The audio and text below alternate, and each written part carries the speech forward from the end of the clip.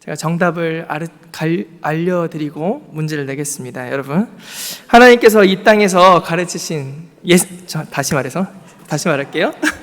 예수님께서 이 땅에서 가르치신 복음의 주요 내용은 무엇입니까? 사랑, 정의. 아까 제가 정답을 알려드렸다고 했는데 정답은 하나님의 나라입니다. 오늘 말씀에 보면은 때가 찼고 하나님의 나라가 가까이 왔으니 회개하고 복음을 믿으라 했습니다. 하나님의 나라가 가까이 왔다는 말씀을 하셨습니다. 부활하고 예수님께서 승천하시기 전에 제자들에게 가르쳤던 말씀도 있습니다. 그 말씀의 내용은 또 무엇이었을까요? 사도행전 1장 3절에 보면은 뭐라고 써있냐면 하나님 나라의 일을 말씀하시니라. 예수님은 사역을 시작하시면서부터 또 마치실 때까지 하나님 나라를 말씀하셨습니다. 하나님 나라는 어떤 공간이나 어떤 다른 시간 이런 것을 말하는 것이 아니라 하나님의 통치, 주권, 지배, 다스림을 말합니다. 하나님의 다스림 없이는 가정도, 교회도, 세상도, 또 우리의 인간관계도 모두 제대로 설 수가 없습니다. 예수님은 하나님의 복음을 전파하셨는데 그때가 본문 14절에 보면은 요한이 잡힌 후라고 기록되어 있습니다. 요한은 왜 잡혔습니까? 마가복음에는 잘 기록되어 있지 않지만 요한은 헤롯의 폭정을 고발하고 성토하다가 정치범으로 잡혀갔습니다. 예수님은 그런데 요한이 사로잡힌 후부터 공생애를 시작합니다. 어디에서 시작하십니까? 말씀 기억 안 나시죠? 네, 오늘 말씀에 보면은 요한이 잡힌 바로 그 갈릴리에서부터 시작합니다. 아직 분위기도 험악하고 살벌한데 거기로 가서 하나님 나라의 가까움을 선포합니다. 그런데 여러분은 왜 요한이 잡힌 후에 예수님이 그때부터 복음을 선포하셨을까 생각해 보신 적 있으십니까? 그냥 그런가 보다. 네, 생각할 수도 있습니다. 그걸 굳이 따져 물어야 되냐. 그런데 예수님께서는 요한이 잡히시기 전에 요한이 활동할 때는 하나님의 복음을 전파할 수가 없었을까요? 아닐 것입니다. 그런데 왜 마가복음에서는 요한이 잡힌 후에라고 이렇게 그 시점을 말했을까요? 요한이 체포당한 것과 예수님의 사역의 시작점이 뭔가 연결이 있는 것처럼 마가는 이야기를 합니다. 예수님의 사역이 요한의 사역의 때와 중복되지 않게 연결되고 있습니다. 그 이유는 무엇일까요? 그냥 그런가 보다 넘어갈 수도 있겠지만 한번 생각해 보고자 합니다. 먼저 예수님께서는 이스라엘이 기다리던 메시아는 요한이 아니라 자신이라고 선언하는 것입니다. 마가복음 1장 1절은 뭘로 시작합니까? 하나님의 아들 예수 그리스도의 복음의 시작이다. 이렇게 시작을 합니다. 그런데 바로 2절부터 시작해서 세례 요한을 언급합니다. 2절에 보시면 세례 요한은 주의 길을 준비하는 자, 그의 오시기를 곧게 하는 자라고 합니다. 또 그는 광야에서 죄 사함을 받게 하는 회개의 세례를 전파했습니다. 그러자 5절에 보면 많은 사람들이 요한을 따랐습니다. 온 유대 지방과 예루살렘 사람이 다 나아가 자기 죄를 자복하고 요단강에서 그에게 세례를 받았습니다. 많은 사람이 그를 따랐고 요한은 아주 인기가 많았고 요한의 메시지에 사람들은 회개하고 세례를 받았습니다. 그런데 요한은 말합니다. 요한은 무엇을 전파할까요? 7절에 보면 그가 전파하여 이르되 나보다 능력 많으신 이가 내 뒤에 오시나니 나는 굽혀 그의 신발끈을 풀기도 감당하지 못하겠노라. 8절에 보면 나는 너희에게 물로 세례를 베풀었거니와 그는 너희에게 성령으로 세례를 베푸시리라. 요한이 자기가 주인공이라고 하는 것이에요? 아니라는 것이에요? 아니라는 것이죠. 그가 누굽니까? 그가 오셔서 이제 세례를 베풀 것인데 나는 그의 신발을 풀기도 감당하지 못하겠다 했는데 그가 누굽니까? 메시아, 예수님을 말하는 것입니다. 예수님이 오시면 요한 자신과는 차원이 다른 능력을 베풀 것이고 또 차원이 다른 세례를 베풀 것이라고 말을 합니다. 그래서 자신은 신발끈을 풀기도, 자신은 예수님의 종이라고 하기도 감당하지 못하겠다고 말을 하는 것입니다. 수많은 사람이 요한을 따랐었는데 요한은 자기 뒤에 오시는 그 일을 위해서 준비하는 자라고 이야기했습니다. 예언의 말씀대로 요한은 광야에 외치는 자의 소리, 앞서가서 준비하는 자였던 것입니다. 그래서 마가복음에서는 요한을 광야의 소리로 짧게 등장시켰다가 재빠르게 퇴장시켜버립니다. 왜 그랬을까요? 복음의 중심이 세례 요한이 아니었기 때문입니다. 복음의 중심에는 누가 계십니까? 예수님이 계십니다. 다른 것에 관심을 분산하면 할수록 복음은 흐려지게 되니까 마가는 갈릴리에서 하실 예수님의 사역을 알리는 신호 정도로 요한의 체포를 간단하게 언급한 후에 예수님에 관한 일, 예수님께서 하신 일들을 나열하고 있습니다. 제가 만약에 마가였다면 마가복음 1장 14절을 좀 다르게 썼을 것 같습니다. 요한이 잡힌 후 예수께서 갈릴리에 오셔서 요한을 구출하기 위해 애를 썼다. 이렇게 해야지 뭔가 어울릴 것 같은데 예수님은 그러지 않으셨습니다. 많은 사람들은 요한이 풀려나기를 바라고 있었습니다.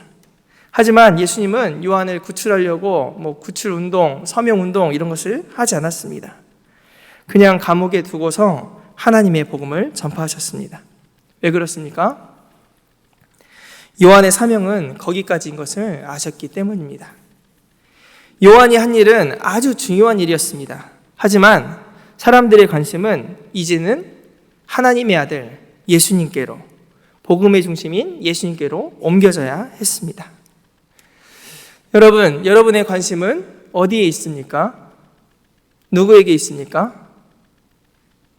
여러분들이 다 저를 쳐다보고 있으니까 저에게 관심 있는 것 같아 보입니다. 여러분, 누가 주인공입니까? 세상에 어떤 유명한 목사님도, 엄청 사랑이 많으신 어떤 목사님, 어떤 분들도 은혜를 끼치는 어떤 분이 있어도 그분이 주목을 받아서는 안 됩니다. 누가 주목을 받아야 합니까? 예수님입니다. 우리 예수님께서 주인공입니다. 요한에 잡힌 후 이게 중요한 것이 아니라 예수님께서 나오시는 것이, 예수님께서 등장하셔서 전파하셨다에 강조점을 둬야 하는 것입니다. 세례 요한은 자신의 사명을 감당한 후에 조용히 퇴장합니다. 우리도 언젠가는 우리의 사명을 마치고 조용히 퇴장해야 될 날이 있을 것입니다. 그 순간 우리는 하나님 앞에 서게 될 것입니다. 그때 누가복음 17장 10절과 같은 이런 고백이 있기를 원합니다. 우리 같이 한번 읽어볼까요? 이와 같이 너희도 명령받은 것을 다 행한 후에 이르기를 우리는 무익한 종이라 우리가 하여야 할 일을 한 것뿐이라 할지니라. 아멘. 우리는 스스로 높아지고 또 유명세를 얻고 그러고자 하는 마음들이 있습니다. 인정받고 싶어하는 마음들이 있죠.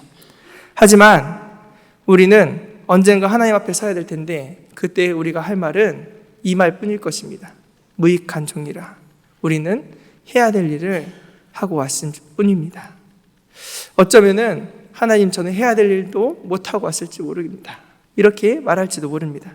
하지만 하나님이 주인된 사람, 예수님께서 주인이신 그 삶이 바로 하나님의 나라입니다. 요한이 잡힌 후에 예수님께서 복음 전파하셨던 두 번째 이유는 요한은 구약의 마지막 선지자이기 때문에 예수님께서는 요한이 잡힌 후에 새 시대를 여신 것입니다. 예수님께서는 요한을 가리켜 마태복음 11장 11절에 이렇게 말합니다. 여자가 낳은 자 중에 세례 요한보다 큰 이가 일어남이 없도다. 그리고 그 뒷부분인 13절과 14절에 보면 모든 선지자와 및 율법에 예언한 것이 요한까지니 만일 너희가 즐겨 받을진대 오리라 한 엘리야가 곧 이 사람이니라 말하고 있습니다. 구약 성경에 이런 예언이 있었습니다. 어디에 예언이 있었을까요? 말라기 4장 5절과 6절에 보면은 이런 예언이 있습니다. 여러분 사실 찾아보려고 했는데 여러분 안 찾아 있으면 줄 치셔야 돼요. 이거는 한번 같이 크게 읽어보도록 하겠습니다. 보라, 여호와의 크고 두려운 날이 이르기 전에 내가 선지자 엘리야를 너희에게 보내리니 그가 아버지의 마음을 자녀에게로 돌이키게 하고 자녀들의 마음을 그들의 아버지에게로 돌이키게 하리라. 돌이키지 아니하면 두렵건대 내가 와서 저주로 그 땅을 칠까 하노라 하시니라. 아멘. 말라기에는 여호와의 크고 두려운 날이 이르기 전에 선지자 엘리야를 너희에게 보낼 것이라고 했습니다. 그 엘리야가 하는 일은 아버지의 마음을 자녀에게로 또 자녀들의 마음을 아버지에게로 돌이키게 하는 것입니다. 하나님과 우리의 관계를 좋게 하는 것입니다. 그것을 마가복음 1장의 표현으로 하면은 죄 사함을 받게 하는 세례를 전하는 것입니다. 그 앞장 말라기 3장 1절에는 이렇게 또 쓰여 있습니다. 만군의 여호와가 이르노라 보라 내가 내 사자를 보내리니 그가 내 앞에서 길을 준비할 것이요 또 너희가 구하는 바 주가 갑자기 그의 성전에 임하시리니 곧 너희가 사모하는 바 언약의 사자가 임하실 것이라. 아멘. 언약의 사자는 누구일까요? 세례 요한일까요? 예수님일까요? 예, 예수님입니다. 메시아입니다. 그리스도입니다. 약속된 그리스도. 그런데 그 전에 하나님께서 사자를 보내겠다고 말씀하셨습니다. 그 사자가 누구입니까? 엘리야. 바로 세례 요한을 말합니다. 다시 마태복음 11장 13절 14절을 보시면 예수님께서는 요한은 율법과 선지자의 마지막이라고 말씀하십니다. 오리라고 하시니 엘리야가 바로 세례 요한이라고 예수님이 이야기하십니다. 요한은 구약과 신약의 연결이 있어서 아주 중요한 위치를 차지하고 있습니다. 마치 릴레이 경주를 할 때 바톤 터치를 하는 것처럼 그 바톤과 같은 자가 누구냐면 요한입니다. 요한. 마지막 주자가 바톤을 건네는데 세례 요한이 건네고 예수님이 이제 받으시는 것입니다. 구약의 긴 역사의 끝에 율법과 선지자의 마지막이 바로 요한입니다. 요한은 구약의 마지막 선지자로 사역하다가 죽었습니다. 누가복음 16장 16절에도 보면은 율법과 선지자는 요한의 때까지요. 그 후부터는 하나님 나라의 복음이 전파되어 사람마다 그리로 침입하느니라. 예수님께서는 세례 요한을 율법과 선지자로 대변되는 구약의 마지막 인물이다 말씀하시는 것입니다.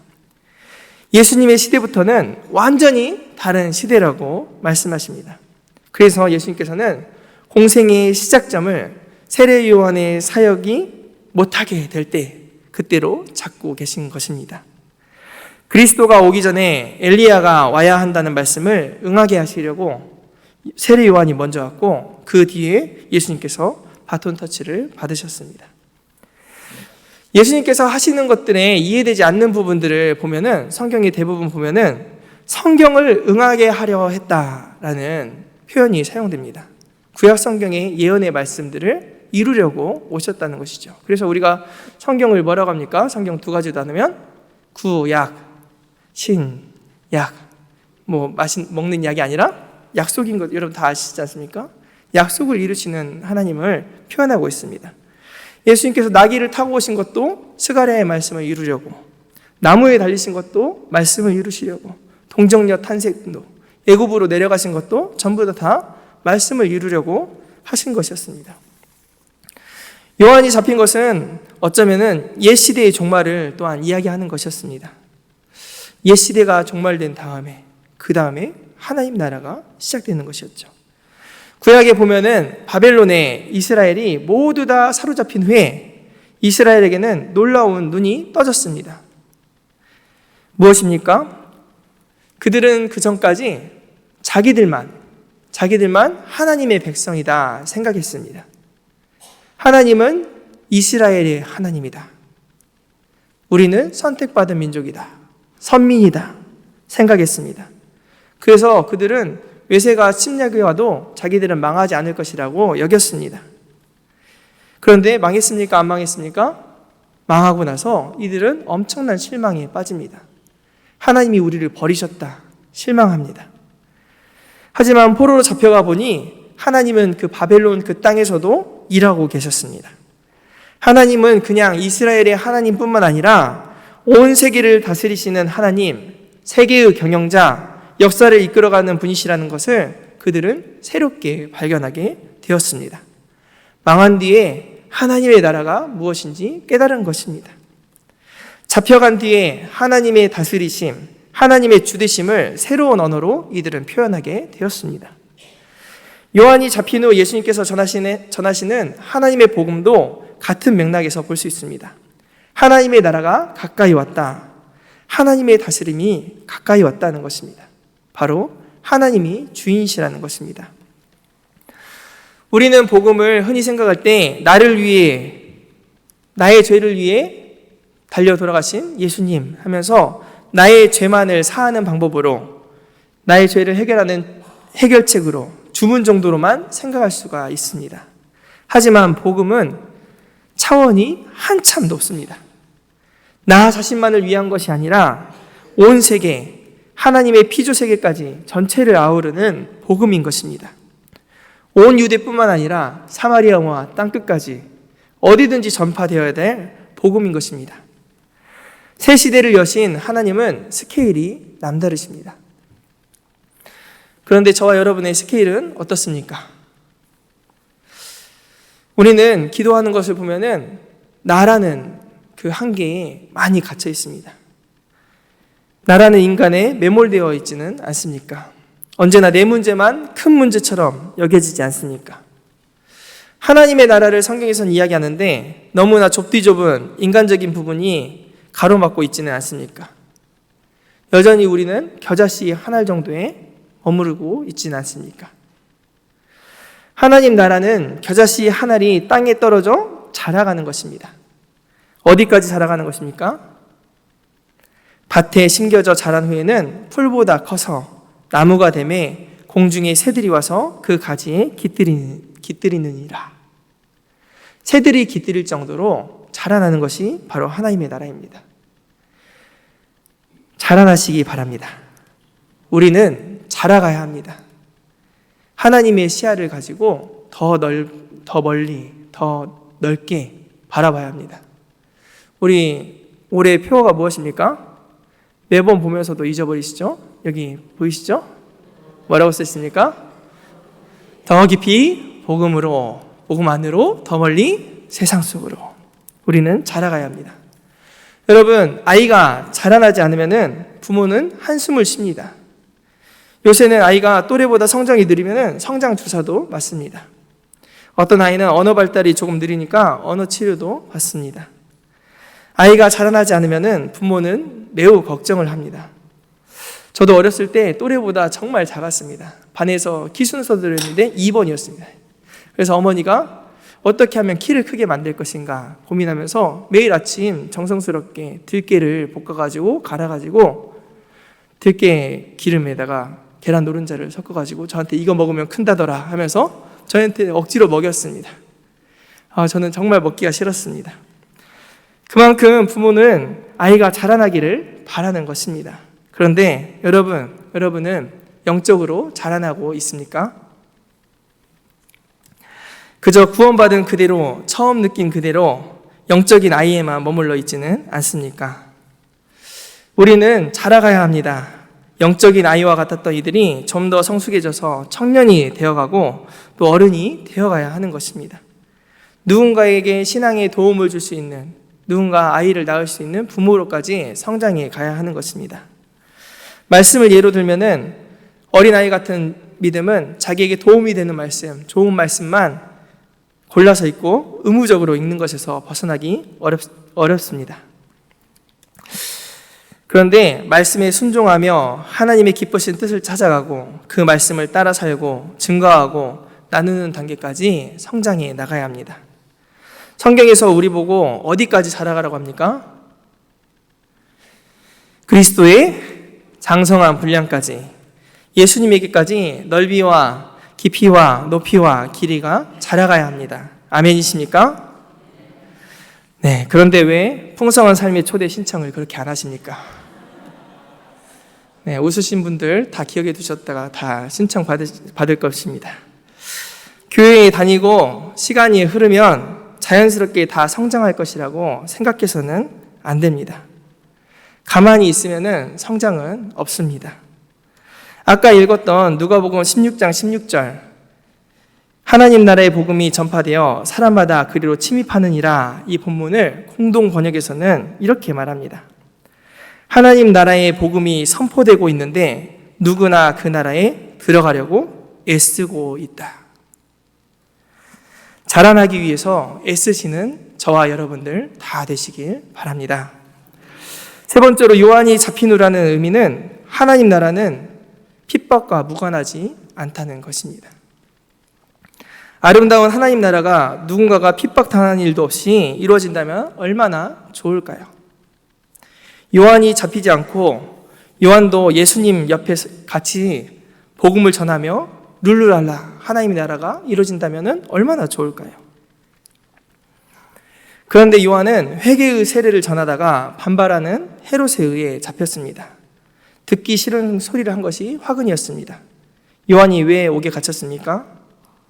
마가복음 6장에 보면은 헤롯은 자기의 형제였던 빌립의 아내 헤로디아를 아내로 맞이했습니다. 옳은 것입니까? 옳지 않은 것이었습니다. 아무도 그 말을 하지 못할 때 요한은 그것은 옳지 않다 이렇게 말을 했습니다. 그러자 헤롯에 의해서 잡히게 된 것입니다. 나중에 예수님도 잡히십니다. 예수님이 왜 잡히십니까? 미움을 받았기 때문에 잡힙니다. 왜 미움받습니까? 성전을 장사하는 자들의 소굴로 만들던 그 성전을 정화시킨다고 했더니 많은 사람들의 미움을 받아서 언제 저를 죽여버릴까? 그때부터 그들이 공모하기 시작했습니다. 그렇게 보면은 하나님의 나라는 순탄하게 이루어지지만은 않은 것 같습니다. 하나님의 나라는 때로는 핍박을 당하고 때로는 죽어야 이루어지기도 합니다. 예수님께서는 요한복음 12장에 인자가 영광을 얻을 때가 왔다고 이야기를 하십니다. 어떻게 영광을 얻으십니까? 십자가의 죽으심으로 그리고 부활하심으로 영광을 얻으십니다. 그 일은 생명을 버림으로 이루어집니다. 그래서 12장 24절에는 이런 말씀이 있습니다. 내가 같이 읽어볼까요? 시작. 내가 진실로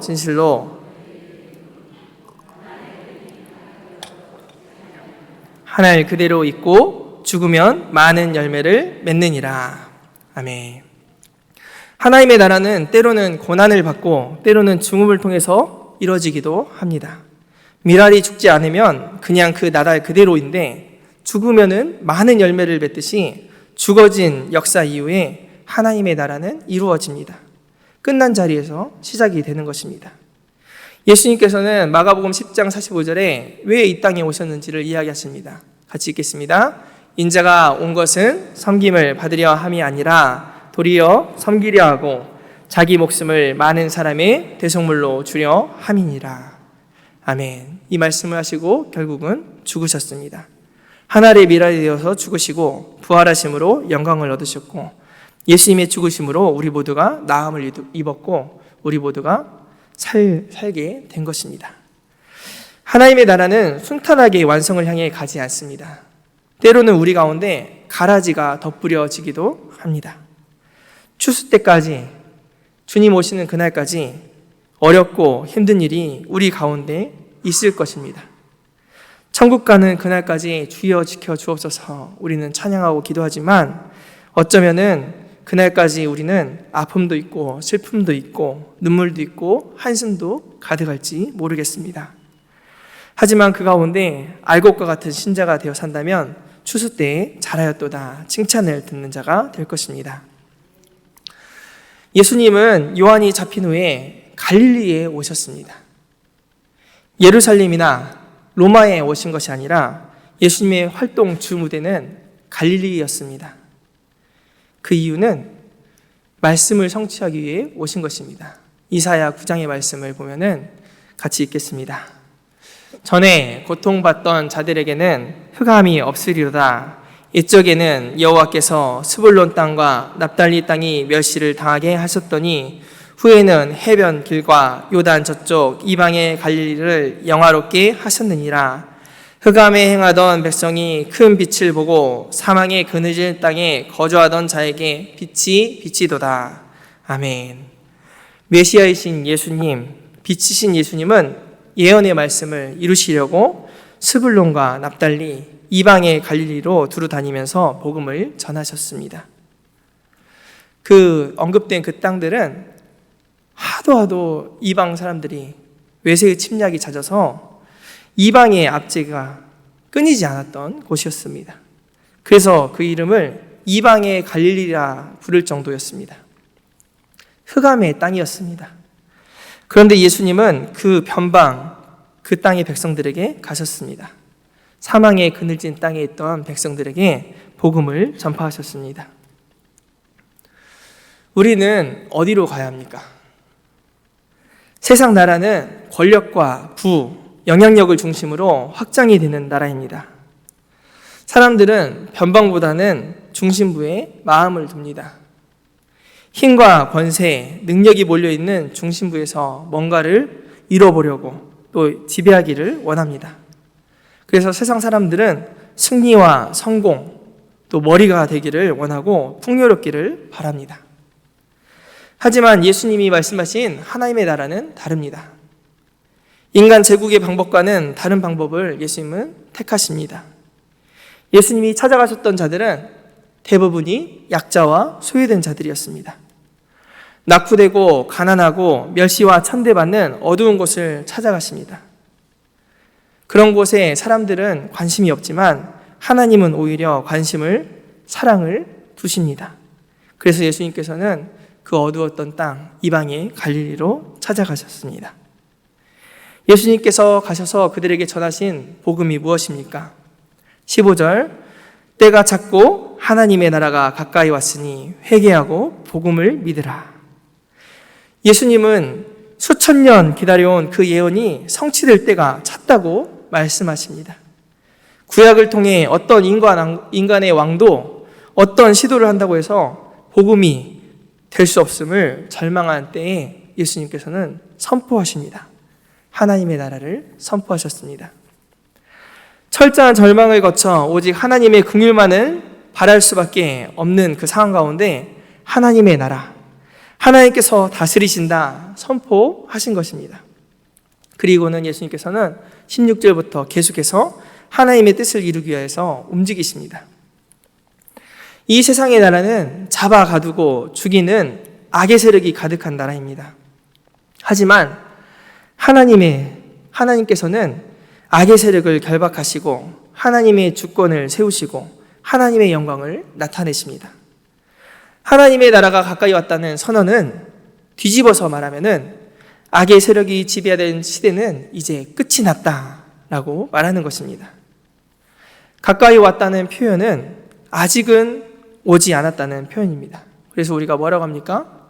이미와 아직 사이라고 하지 않습니까? 이미 임한 하나님의 나라, 아직 완성되지 않은 하나님의 나라에서는 우리는 어떻게 살아야 합니까? 회개하고 복음을 믿어야 합니다. 우리에게 하나님의 나라를 가져오신 예수 그리스도가 우리 인생의 주인공입니다. 우리 인생의 주인공일 뿐이겠습니까? 온 세상의 주가, 만유의 주가 바로 우리 예수님이십니다. 우리는 그 예수님을 주인 삼고 그리스도의 장성한 분량까지 점점 자라나야 합니다. 성장하기를 애쓰시는 저와 여러분들 다 되시기 바랍니다. 또한 아직 완성되지 않은 하나님의 나라를 살면서 가라지와 같이 환난과 핍박, 아픈 것, 눈물, 한숨이 있겠지만 복음을 믿으시기 바랍니다. 하나님의 나라가 가까이 오고 있습니다. 어두운 밤이 지나고 동이 트는 밝은 빛이 우리에게 비추일 것입니다.